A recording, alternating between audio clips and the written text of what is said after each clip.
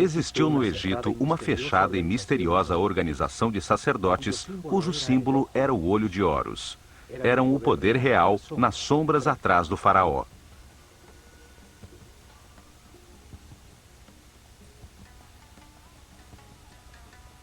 Foram os herdeiros de sacerdotes sobreviventes do ciclo anterior da humanidade que viram no dilúvio uma oportunidade para orientar a humanidade em direção a um destino mais alto e estruturar uma sociedade dedicada ao aperfeiçoamento espiritual.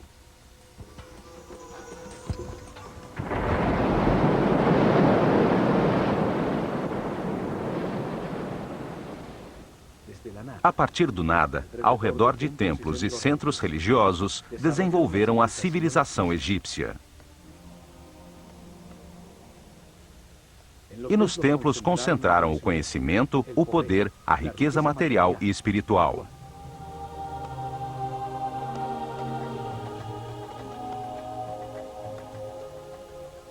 Cada templo revelava um tema diferente. O templo de Osíris, em Abidos, a reencarnação.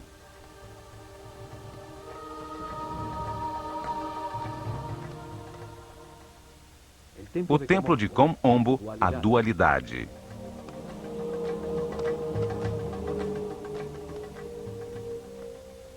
O templo de Luxor, o corpo do homem.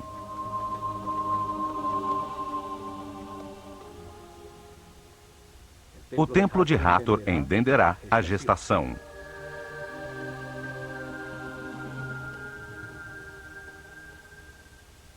O de Ísis, em Philaet, o princípio feminino.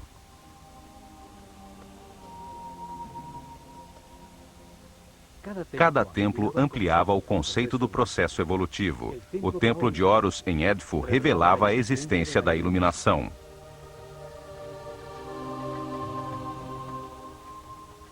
O de Karnak se dedicava à evolução da consciência. Cada templo era um livro vivo, contando uma história diferente, especializando-se numa parte da revelação. Os templos transmitiam o conhecimento através de histórias simples, cheias de mitos e personagens fantásticos.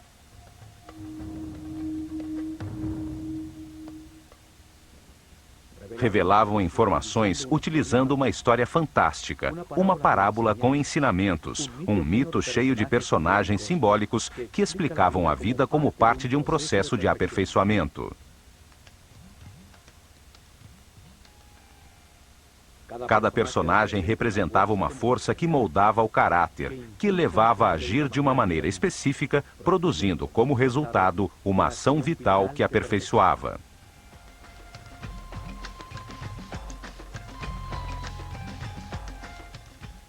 As formas dos personagens e a ação vital que representavam indicavam a sabedoria dos sacerdotes do olho de Horus. Para escolhê-los, estudavam profundamente os animais e insetos, até entender a sua função vital e o que se obtinha através dela.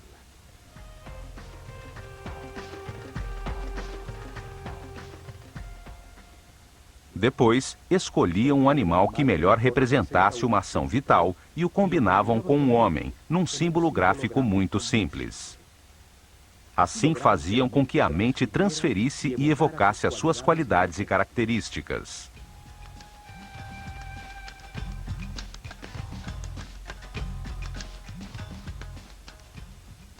Um homem com cabeça de falcão convertia-se num ser que tudo vê, como um pássaro que evoca a liberdade e a leveza do espírito.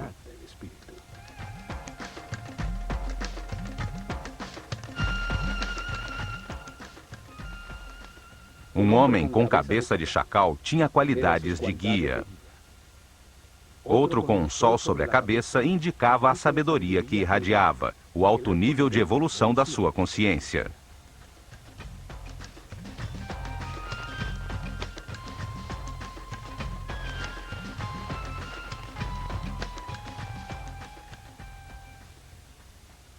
Um desses personagens simbólicos foi chamado de Osíris. Em Abidos, protegido do exterior por altíssimos muros, está o templo que relata a sua história.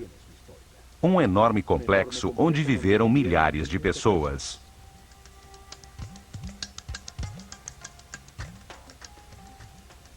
Neste programa, veremos o que este templo revelava. Abidos se encontra a 150 quilômetros ao norte de Tebas, a última capital do Império Egípcio, seu último centro religioso. Por volta do ano 1300 a.C., Sete I e seu filho Ramsés II construíram um templo dedicado a revelar a existência da reencarnação. O templo era formado por 2 pátios fechados,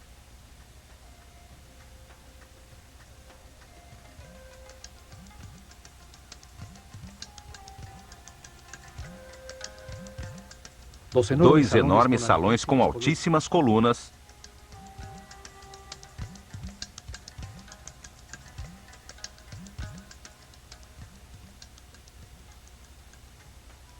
sete santuários e uma série de câmaras e áreas de serviço.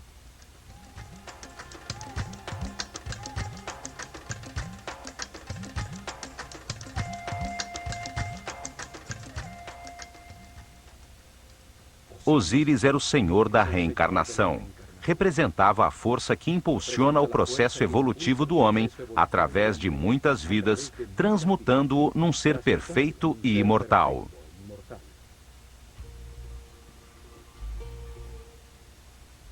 Neste templo, os sacerdotes do Olho de Horus revelaram que a reencarnação é um processo evolutivo criado por Deus para permitir que o homem compreenda a evolução do universo.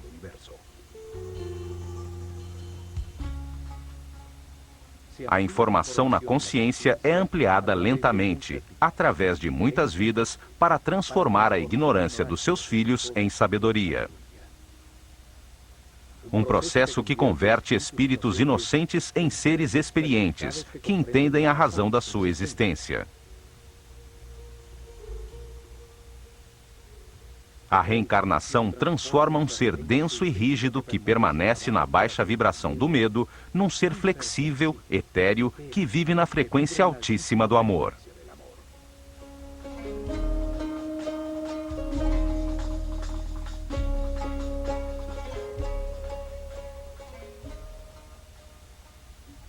Aos poucos, a sucessão de vidas transforma um homem animal num ser sábio e respeitoso, capaz de manipular imensos poderes com responsabilidade.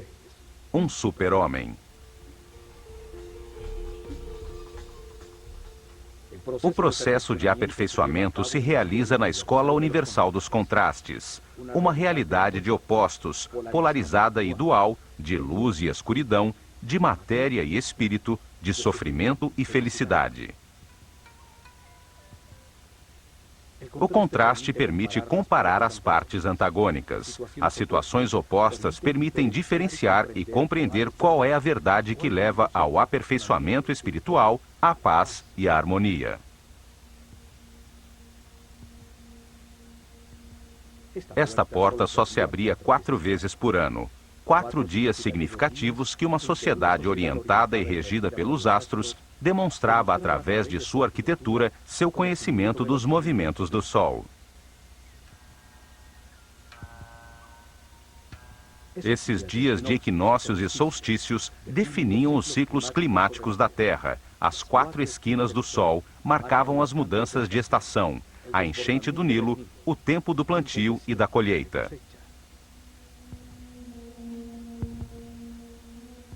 O primeiro raio de sol entrava pela porta do templo, iluminando o interior do santuário de Amon-Ra, a barca de ouro.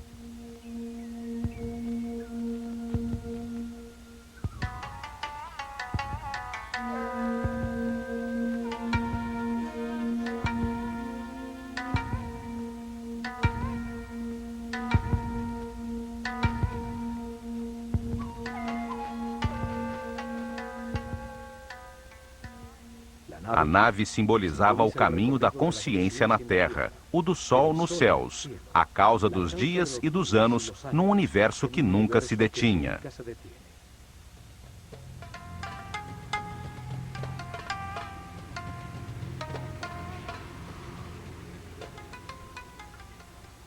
O povo só podia entrar até esses pátios para participar das cerimônias que se realizavam ao entardecer e ao amanhecer de solstícios e equinócios, como em todos os templos do Egito.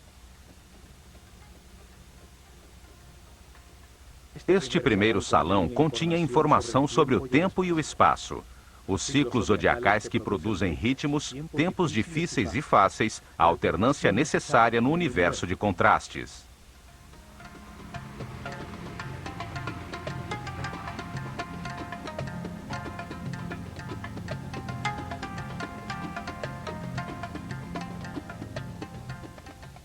É nesse mundo de ciclos que o espírito encarna repetidamente para sentir na própria pele situações que lhe permitam compreender quais são os valores que estruturam o universo.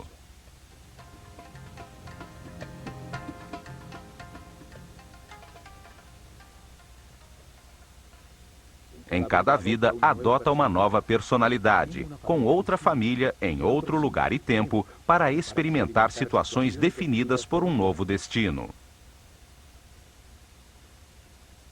Tem uma mente livre para decidir como agir nas situações que enfrenta e para analisar o resultado de seu comportamento. É assim que evolui, ao tomar milhões de decisões e avaliar os seus resultados.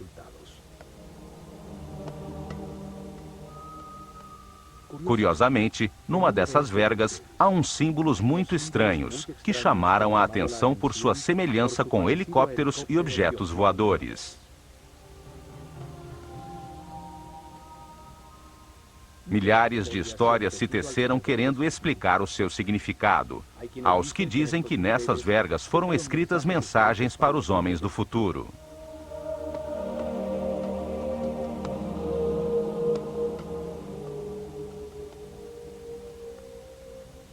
E no momento em que estes símbolos forem entendidos pelos visitantes do templo, chegará a nova era de Aquário e a humanidade viverá o fim de um ciclo e uma mudança transcendental. 36 colunas sustentam o alto teto do salão seguinte, dedicado à ordem universal, ante as 7 capelas que arrematam o templo.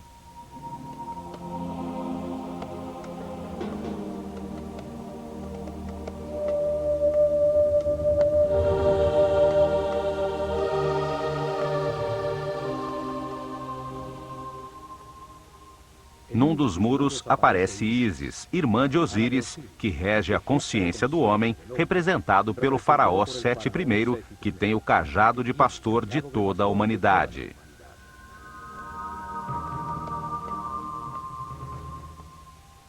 Dá o sopro de vida, o instante divino em que o espírito encarna num corpo, para encontrar verdades sobre o universo, ao compreender os resultados de suas decisões na vida. Em cada vida se tem um novo corpo que obedece às decisões da mente e envia permanentemente informação do mundo exterior através dos sentidos e terminações nervosas. Vida após vida, o homem experimenta uma série de circunstâncias ao se relacionar com outros seres. Os acontecimentos difíceis são a lição que veio aprender, o destino que lhe corresponde.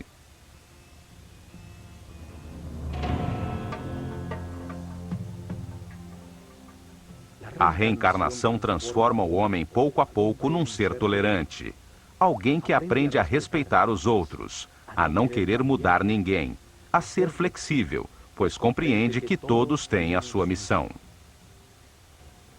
Evolui e entende que experimenta aquilo que tem que aprender, que tem o que precisa, que tudo o que acontece é perfeito, que os contrastes existem para a compreensão do universo e, assim, desenvolvem uma grande confiança em Deus.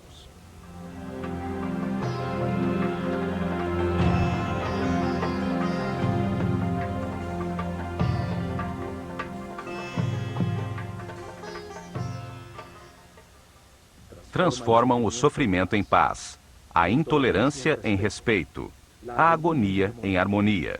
Encontra a felicidade.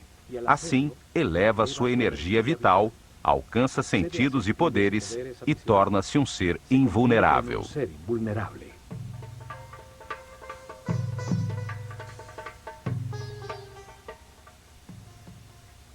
A reencarnação transforma um homem mortal, com limitada consciência temporal, num ser imortal com consciência permanente, que pode entrar e sair voluntariamente da matéria.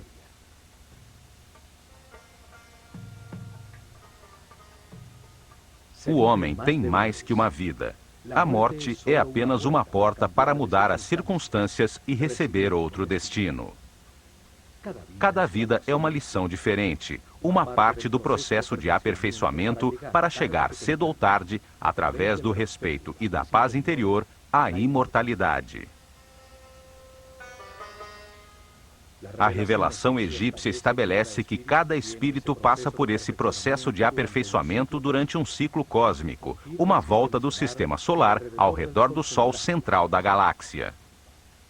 Durante esse período de tempo, 25.920 anos, o planeta Terra passa por cada uma das 12 constelações das estrelas que formam os 12 signos zodiacais na abóbada celeste.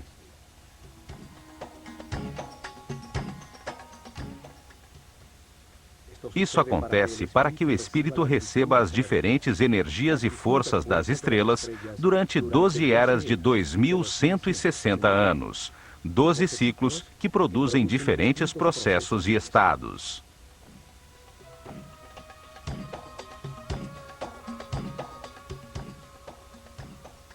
Durante essa volta, o espírito reencarna umas 700 vezes em diferentes corpos, lugares, tempos, circunstâncias, condições e personalidades. Durante essas vidas, ascende do primeiro ao 7º nível de consciência.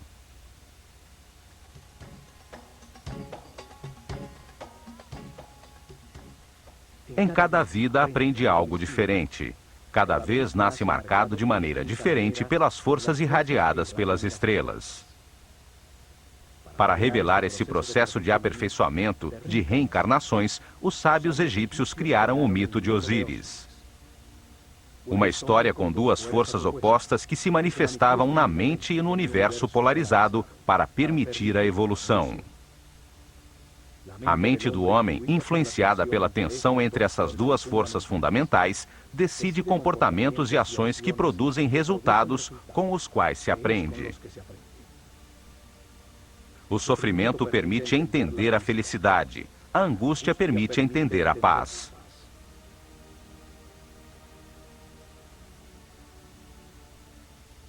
O mito tinha 4 personagens fantásticos. 4 irmãos que se juntaram de maneira natural e, ao fazê-lo, representaram duas forças opostas, a luz e a escuridão.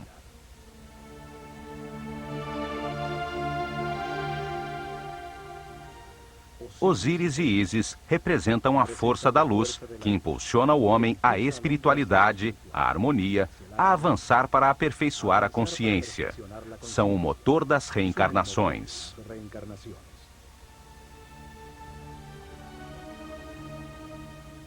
Set e Neftis simbolizam a força da escuridão, que impulsiona o homem à materialidade, aos prazeres sensoriais, à densidade da inconsciência e à imobilidade da ignorância.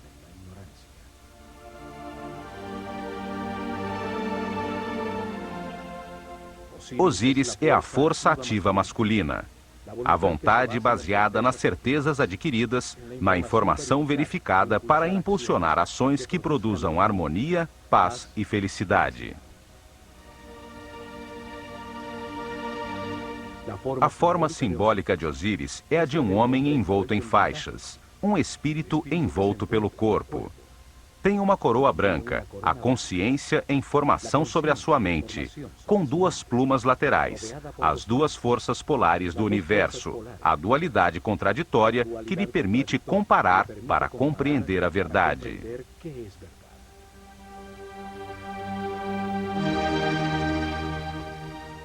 Em sua mão esquerda, leva o gancho de pastor, a força que guia o rebanho humano pelo caminho das transformações e dos ciclos.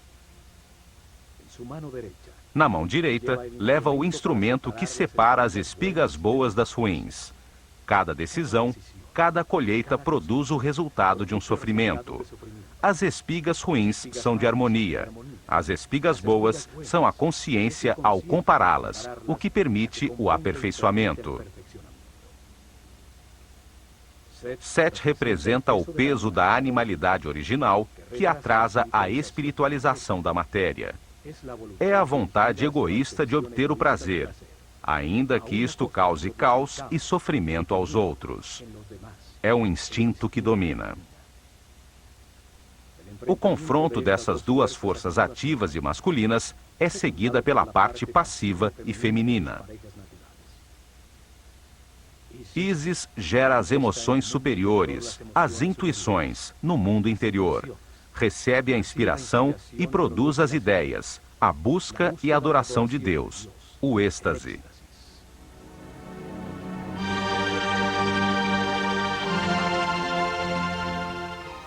Néftis recebe as sensações e os desejos gerados pelo corpo.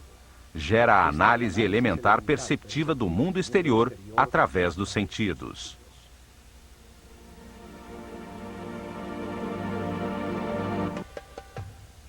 Ao fundo do salão da Ordem Universal encontram-se 7 santuários que são o coração do templo. Explica as fases do Gênesis, a aparição do pensamento humano e os princípios divinos, as forças que impulsionam seu processo de aperfeiçoamento. O primeiro santuário está dedicado a Thoth e ao nascimento do faraó Sete I, que representa no templo o nascimento da consciência do homem no universo.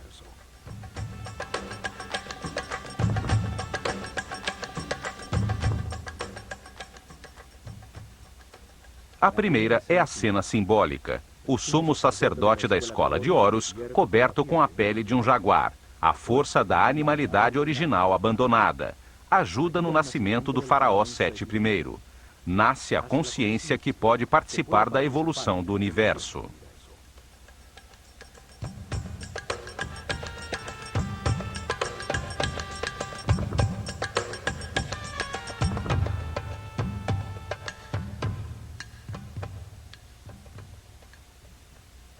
Thoth, um homem com cabeça de íbis, simboliza o verbo divino, que dá nome a tudo o que existe. Representa o princípio multiplicador do único Deus, que ao nomear, cria um ser divino. Thoth carrega o livro do destino, onde anota as transformações de cada espírito, os nomes e formas, as diferentes personalidades na cadeia de reencarnações que nos levam à imortalidade.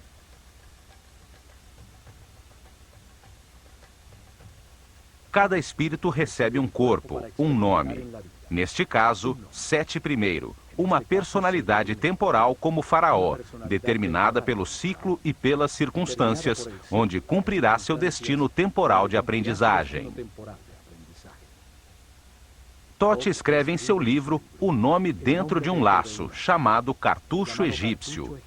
Cada laço tem um nó na sua base e representa uma das vidas temporais do Espírito Eterno.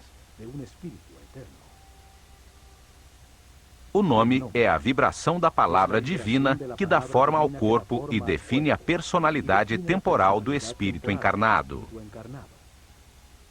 Em cada vida tem-se um nome diferente. É uma lição de cada vez. O destino define as circunstâncias que são necessárias viver para que se aprenda. Thoth é o escrivão dos céus. Arquiva a lição que o espírito encarnado deve aprender no livro do destino e, no momento da sua morte, escreve os sucessos obtidos. Ele é o ser responsável pela palavra, é o inventor da linguagem, da escrita e do intelecto que retém, compara e analisa. Ao lado de Thoth está Seshat, com a sua coroa de 7 pétalas. 7 é o número do processo. 7 são os níveis da mente do homem. Ela escreve na matéria o nome do faraó, dando lugar a seu atual ciclo temporal.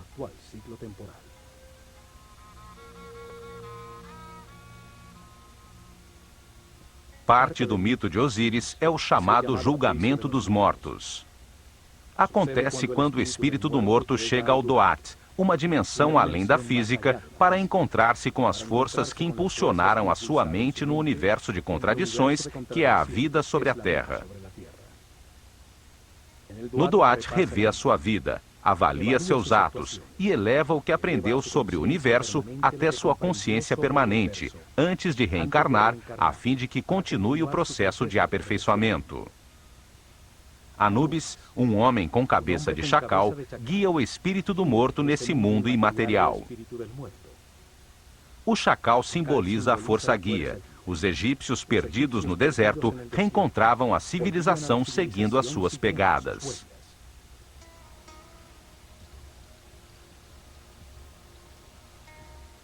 Anubis coloca o coração na balança dupla de Maat, a deusa da verdade e da justiça. O coração é o símbolo do que o morto sentiu, pensou, decidiu e fez. O contrapeso é a leve pluma da verdade que determina se aprendeu a lição devida. Precede a Thoth um homem com cabeça de íbis que simboliza o único Deus quando multiplica os seres da criação. Ele pesa o resultado de cada decisão, avalia o seu comportamento em cada circunstância difícil do seu destino, a lição essencial nesta encarnação. Ele escreve o livro do destino, os registros akáshicos, as transformações de cada espírito em seu processo de evolução, o nome que usou, a forma que adotou, o lugar onde nasceu, as circunstâncias que experimentou e os resultados obtidos. Uma estranha figura, composta de partes de vários animais, observa. Representa as formas encarnadas pelo espírito, as diferentes formas de animalidade original. É a força animal que impulsiona o espírito em direção à matéria, a paixão, o desejo, as sensações do corpo. É a força de Sete, o lado escuro de todo ser humano, o que atrasa o seu processo de evolução.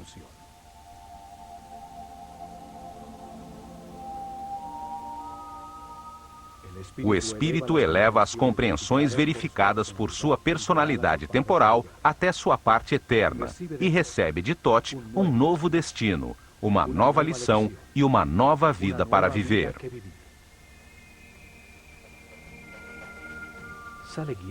Sai guiado por Horus, a luz de sua própria consciência, a que o espera no momento de sua liberação definitiva, quando terminam seus ciclos de reencarnação, porque já aprendeu tudo.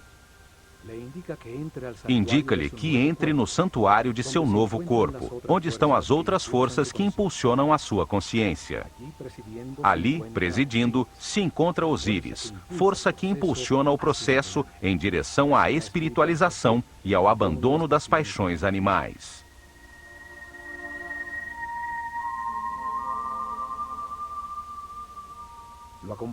Está acompanhado de Ísis e Néftis, suas conexões com as sensações e emoções do corpo que ocupa nesta nova vida em que acaba de nascer.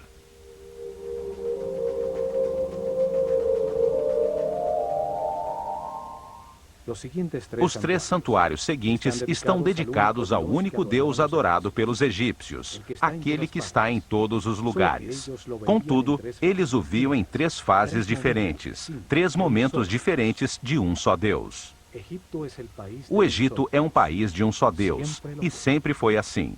Só que para eles, esse único Deus, essa única e total consciência, se manifesta no universo em 3 diferentes momentos do Gênesis. Os sacerdotes utilizaram 3 nomes diferentes para essas 3 fases da criação, para comunicar fácil e gradualmente como compreendiam Deus.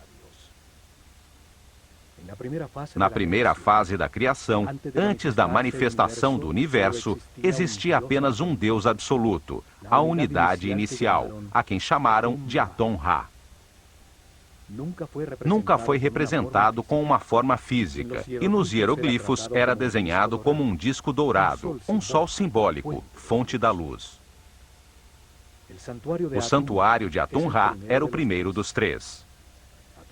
Atum-Ra é o Deus absoluto, que existia antes da manifestação do universo.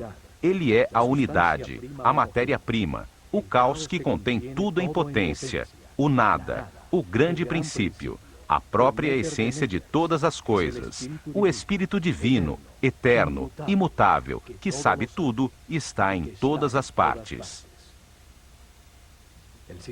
O santuário seguinte é o de Ptah, Deus na hora em que a sua vontade manifesta a criação e dá lugar ao universo. Na segunda fase, Deus ativa a sua vontade, sua energia divina, para manifestar o universo e cria a matéria. Esse Deus que cria o universo foi chamado de Ptah. Nos escritos sagrados está representado por um homem envolto em faixas, que segura um bastão composto de 3 símbolos. O Ankh, ou símbolo da energia vital criadora, que se manifesta como vida nas pulsações do sistema vascular. A força divina é chave da vida. O Uás, que representa a artéria principal, simboliza o canal por onde flui a energia pelo corpo. Também tem a forma de um bastão que utilizavam no campo para controlar serpentes. O controle da corrente vital, a serpente energética, o Kundalini que sobe pela coluna vertebral. O Djed, que simboliza o eixo de crescimento e desenvolvimento de todo ser vivo, a coluna vertebral que estrutura todos os seres, dando forma aos diferentes corpos. O bastão de Ptah tem, portanto, uma profunda simbologia referente à energia que gera a vida. Ptah representa o momento em que a vontade ativa de Deus manifesta uma força sobre si mesmo que condensa sua substância original, a que chamamos espírito. Este reage, criando uma força contrária expansiva que põe o universo em movimento. Essas 2 forças contrárias polares produzem momentos de equilíbrio que criam o cosmos, os planetas, a natureza. Os cientistas atuais chamam esse momento de Big Bang. A força que condensa é chamada de força centrípeta. A reação expansiva chamam de força centrífuga. Desde Einstein, se aceita que a matéria seja uma forma de energia, uma coagulação ou condensação de luz. O espírito é considerado a substância original, que por sua própria natureza imprime sobre si mesma uma força que a comprime num volume, na matéria, que é luz com densidade. Ao fazê-lo, gera automaticamente uma força contrária, que tenta soltar-se da forma em que está comprimida, conseguindo como resultado o movimento e o tempo. A terceira e última fase da criação é quando Deus cria o homem à sua imagem e semelhança, com a mesma capacidade de criação e de consciência. O chamaram de Amon-Ra. O principal símbolo de Amon-Ra é sua enorme coroa, que simboliza a consciência que toma forma no mundo dual. Por isso, está dividida em 2 ramos que saem da unidade. Cada ramo tem 7 folhas, 7 níveis por onde passa a consciência, desde o momento em que encarna pela primeira vez no corpo de um homem, até o momento em que se ilumina, livrando-se das limitações materiais. Quando a classe dos sacerdotes desapareceu, o sentido desses símbolos se perdeu. Isso fez com que se acreditasse que praticavam a idolatria, num sistema religioso com muitos deuses. No entanto, o Antigo Egito sempre acreditou em um único Deus. Basta entender o sentido de cada símbolo para revelar a sua aparente e complicada teologia e descobrir que é tão simples quanto a sua geografia.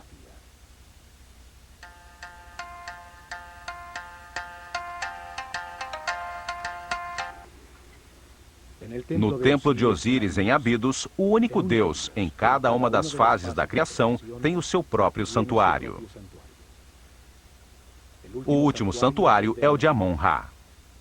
Representa o momento em que, no universo existente, Deus cria o homem à sua imagem e semelhança, com o propósito de conscientizá-lo sobre a própria vida. Esta é a capela central do templo, dando importância central ao aparecimento da consciência no universo.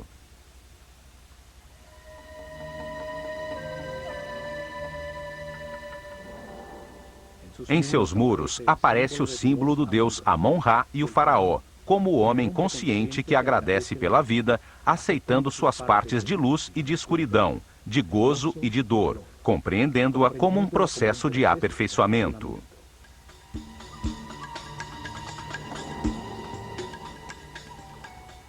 Amon-Ra também simboliza de maneira fálica a multiplicação da consciência, com um falo à altura do umbigo, o lugar de onde cresce o homem. Usa sempre alguns dos símbolos sagrados, a chave da vida ou o canal da energia. O universo e sua essência, o homem, evolui até a consciência absoluta. O destino divino do homem é chegar ao passo seguinte da evolução, um ser espiritual e supramental. O faraó envolve Amon-Ra com uma capa transparente, representando o dar forma a Deus na mente do homem, para que compreenda a razão da existência. Aponta com seu dedo para o terceiro olho, ponto reconhecido em muitas religiões e cultos como a porta além do físico. Amon-Ra recebe uma taça em forma de coração que contém o amor e a sabedoria armazenada pela evolução de todos os homens. As 3 capelas seguintes estão dedicadas da seguinte maneira: a primeira a Osíris, a segunda a Ísis e a terceira ao filho de ambos, Horus. Na criação polar que se manifesta como luz e escuridão, Osíris e Ísis representam a luz, o avanço da consciência através dos ciclos de vida, morte e renovação.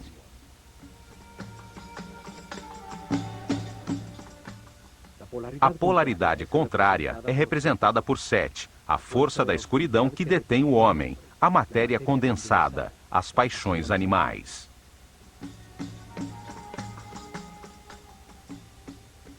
Horus nasce quando a luz triunfa sobre a escuridão.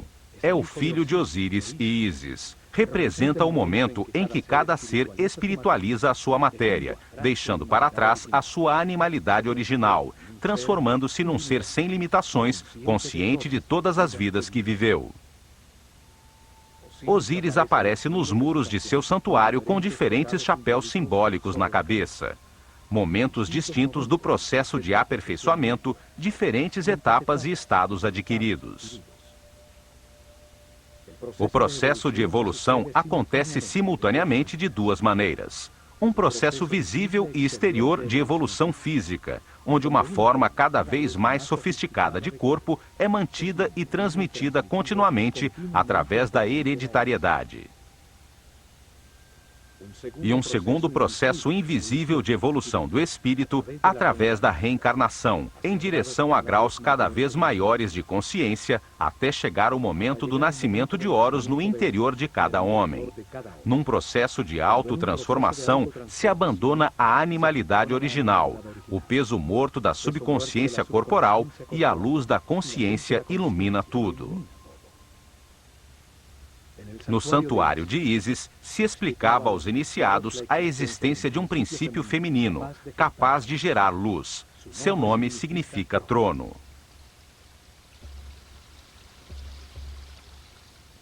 Cada imagem simbólica expressa um pensamento de uma maneira muito simples, além da linguagem. Na filosofia esotérica, se diz que cada símbolo tem 7 chaves. Ísis é simbolizada por uma mulher com um abutre na cabeça, sobre o qual se apoiam 2 chifres de vaca que sustentam um disco dourado. Osíris e Ísis representam 2 forças gêmeas, orientadas à espiritualização da matéria, à evolução da consciência. No mito, converteram-se em irmãos ou em marido e mulher.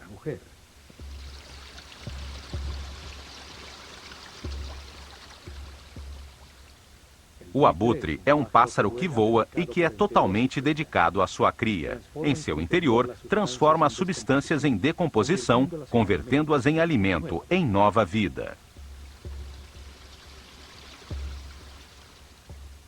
A vaca representa o princípio nutritivo. Seus chifres têm a forma da lua, a mãe dos ciclos. Sustentam o disco dourado, a luz do sol, fonte da vida, a luz da consciência.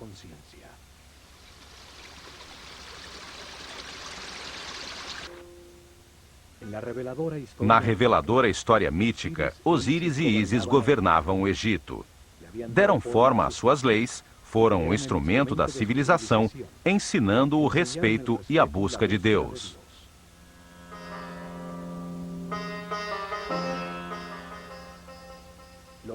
Depois disso, Osíris prosseguiu sua busca em outras dimensões, a outras verdades e outros conhecimentos, deixando o reino, símbolo da mente, nas mãos de Ísis, sua esposa e irmã.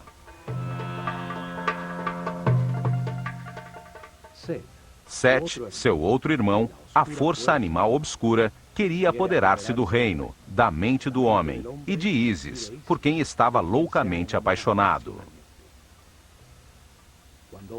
Quando Osíris regressou, Sete, em conspiração com outros 72 nobres, o convidou a um banquete ao qual levou um belo sarcófago talhado na madeira, do tamanho exato de Osíris. Declarou que o daria de presente a quem se ajustasse nele perfeitamente. Um a um, eles experimentaram, e quando Osíris se deitou em seu interior, os conspiradores fecharam a tampa e selaram-na com chumbo. Depois atiraram o sarcófago no Nilo. Sete, que representava a parte animal e passional de todo ser, tomou posse da mente, limitando-a às sensações e desejos do corpo.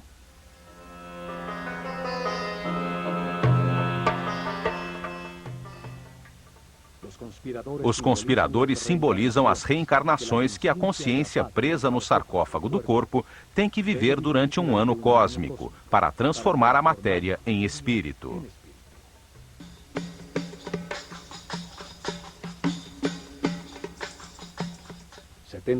Setenta e dois anos se passam, enquanto a Terra percorre um arco de 30 graus de cada constelação na abóbada celeste. 12 constelações ocupam os 360 graus do firmamento, as 12 eras zodiacais. A grande volta do sistema solar, chamado ano cósmico, dura 25.920 anos.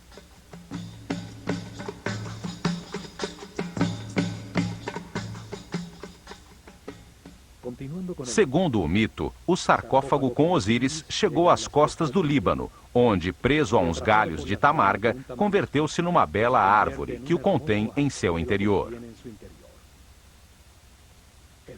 O rei desse lugar viu a bela árvore e a cortou para fazer uma coluna do seu palácio, sem saber que o sarcófago continuava incrustado em seu interior. Depois de muitas aventuras, Ísis resgatou o sarcófago e o trouxe de volta ao Egito. Quando Sete descobriu, cortou o corpo de Osíris em 14 pedaços e espalhou-os por todo o país. Entretanto, Ísis percorreu o Egito e encontrou uma a uma 13 das partes, todas menos o falo de Osíris, que, segundo a lenda, foi devorado pelos peixes do rio. Um simbolismo do abandono da sexualidade e da animalidade originais.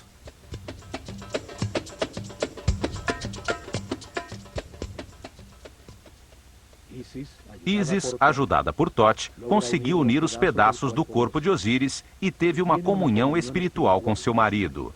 Ela ficou impregnada de sua essência e engravidou de Horus.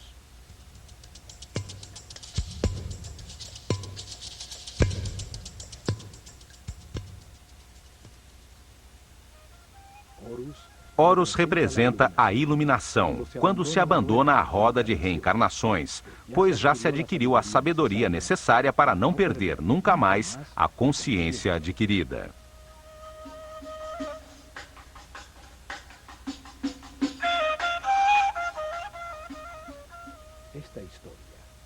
Esta história simboliza a evolução, o processo do espírito do homem, desde a primeira vez que encarna num corpo, até que depois de muitas vidas, através das emoções superiores, da inspiração e da intuição, alcança a iluminação e a sabedoria para sempre.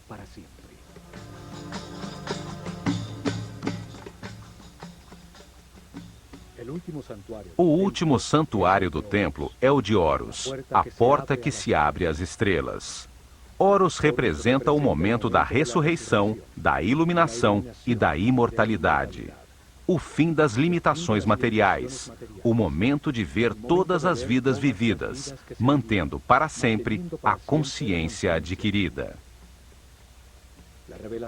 A revelação afirma que o espírito do homem, depois de muitas vidas, chega a um nível de sabedoria em que compreende a razão de sua existência e as forças fundamentais do universo.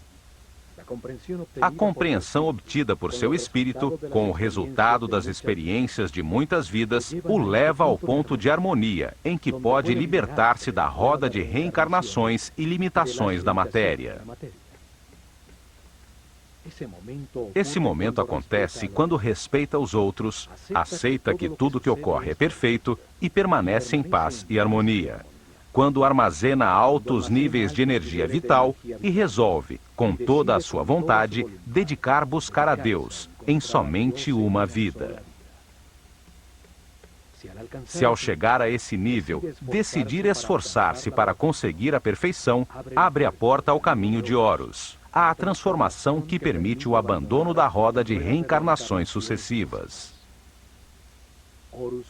Horus representa o triunfo da luz sobre a escuridão, o domínio da animalidade original, o fim das limitações materiais, o passo definitivo da ignorância à sabedoria, a porta dimensional que o leva acima das hierarquias do universo.